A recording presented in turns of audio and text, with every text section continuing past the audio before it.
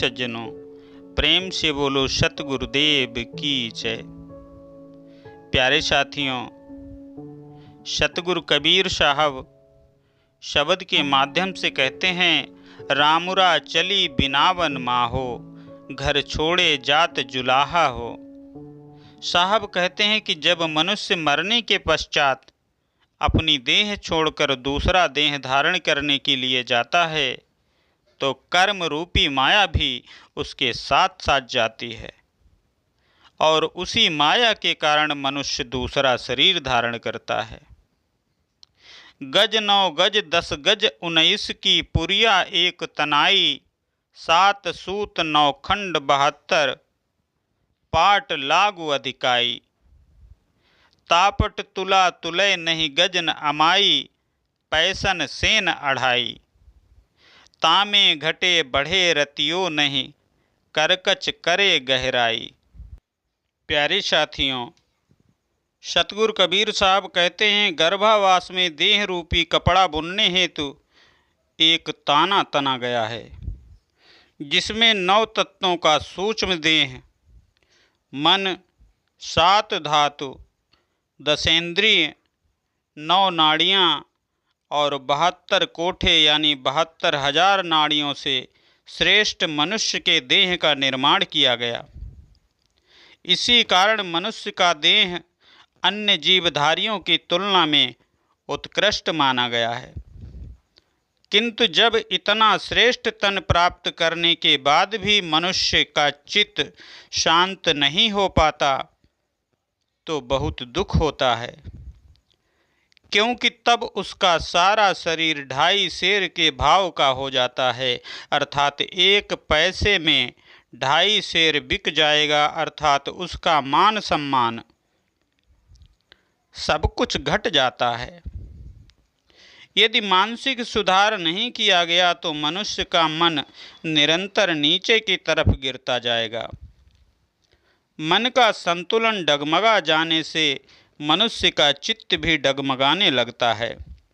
सतगुरु कबीर साहब आगे कहते हैं, निज उठ बैठ खसम सो बरवस, तापर लागु तिहाई। भींगी पुरिया काम न आबे, जुलहा चला रिसाई। कहें कबीर सुनो हो संतों, जिन्यह सृष्टि बनाई। चाड़ पसार राम भज बौरे, भव सागर कठिनाई। साहब कहते हैं, जब मनुष्य का मन सांसारिक विषय वस्तुओं के बीच में उलझ जाता है तो उसके हृदय और मन में घोर द्वंद्व उत्पन्न होने लगता है। इस अवस्था में जब मन और हृदय के बीच में असंतुलन स्थापित हो जाता है तो मानव के जीवन का कोई महत्व नहीं रह जाता। मन और हृदय में असंतुलन की स्थिति में जब मनुष्य सुबह जागता है तो उसके मन की वासनाएं जीव रूपी मालिक को जबरदस्ती परेशान करने लग जाती हैं तथा तृष्णा की चिंता में बेवजह ही मन में जलन होने लगती है और जीव का तीसरा हिस्सा यानी वृद्धावस्था आ जाती है। फिर वासना तथा चिंता में निमग्न मन तथा वृद्धावस्था के कारण जर्जर हुआ शरीर कल्याण साधन के लायक नहीं बचता है। फिर दुख में डूबा जीव जुलाहे की भांति अन्य शरीर रूपी बसन धारण करने हेतु चल देता है, अर्थात शरीर त्याग देता है। सतगुरु साहब कहते हैं, हे संतजनों, इस आत्मा रूपी राम यानी जीव ने ही अपने लिए बंधनों को निर्मित किया है। हे पगले, जिस मन के विस्तारों ने इस शरीर रूप सृष्टि की रचना की है उसका त्याग करके सर्वात्मा राम का भजन करो, तो वासनाओं का त्याग करके मोक्ष की प्राप्ति कर ले।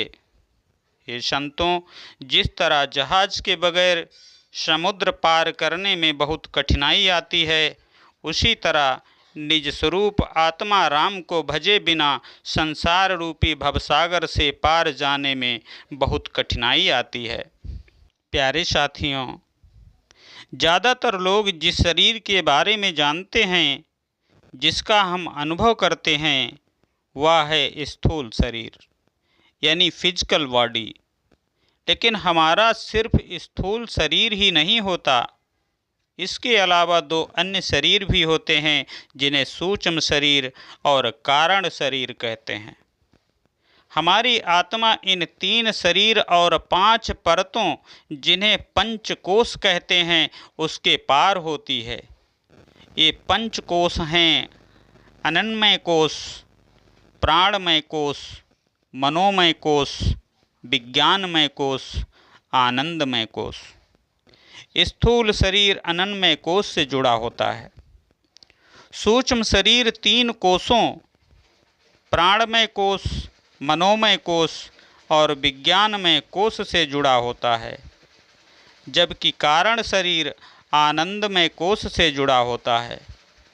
आनंद के क्षणों का अनुभव कारण शरीर को ही होता है, इसी के पीछे शुद्ध चैतन्य आत्मा होती है।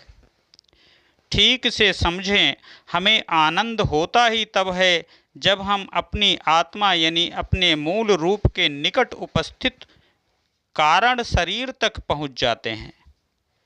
जब कभी भी हम किसी चीज़ में इतने डूब जाते हैं कि कुछ क्षणों के लिए हम अपने होने को ही भुला सकें, तो हमें आनंद मिलता है। और जिस हद तक हम खुद को भुला सकेंगे उतना ही आनंद हम फिल्म के किसी दृश्य में, किसी सौंदर्य में, किसी संगीत में या किसी सुगंध आदि में डूबकर ही आनंद अनुभव करते हैं। संभोग के पलों में हम सबसे ज़्यादा खुद को भुला पाते हैं, इसलिए उसमें अधिक आनंद अनुभव करते हैं। यानी आनंद खोजने में नहीं, खो जाने में मिलता है।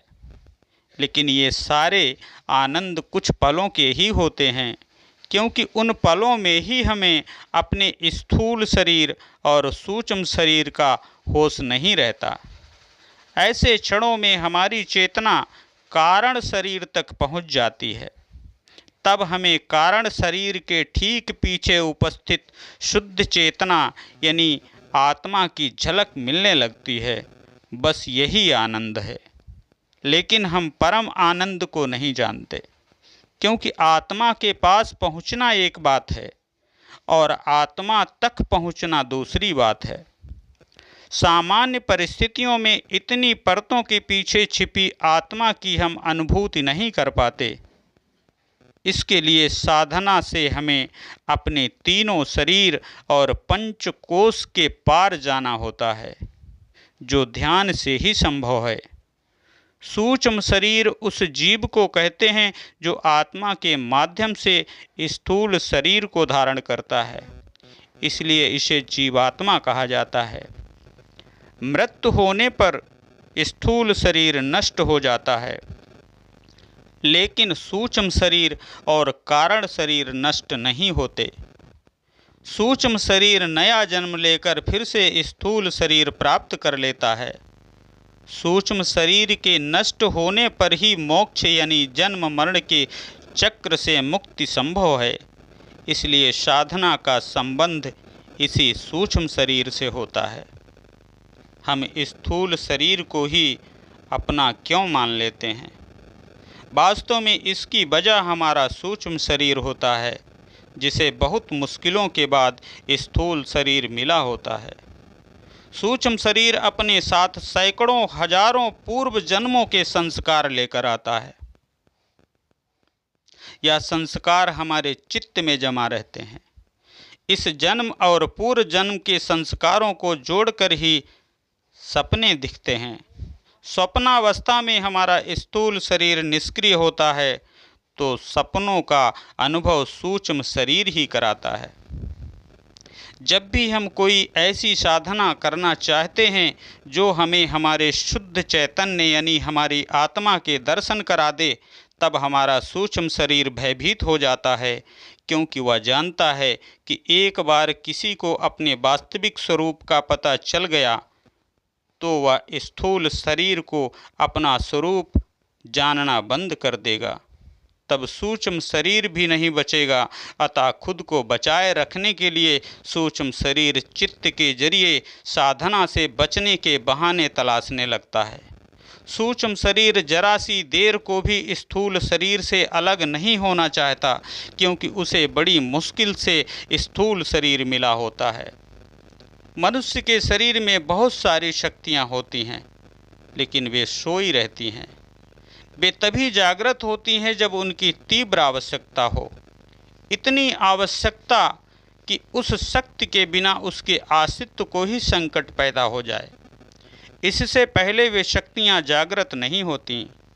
जैसे अगर जान बचाने की नौबत आ जाए तो मनुष्य ऐसे काम भी कर डालता है जो सामान्य अवस्था में वह कभी नहीं कर सकता। अर्थात जब तक आवश्यक ना हो ऐसी शक्ति जागृत क्यों हो। इसलिए हमारे भीतर कई शक्तियाँ निष्क्रिय अवस्था में पड़ी रहती हैं। इसे ठीक वैसे ही समझें जैसे अपने फ़ोन में हम कोई सॉफ्टवेयर डाउनलोड तो कर लें, लेकिन वह इंस्टॉल और एक्टिवेट ना हुआ तो वह काम नहीं करेगा। इन सिद्धियां सॉफ्टवेयर का संबंध अपने भीतर छिपी डाउनलोड शक्तियों को जागृत, इंस्टॉल और एक्टिवेट करने से होता है।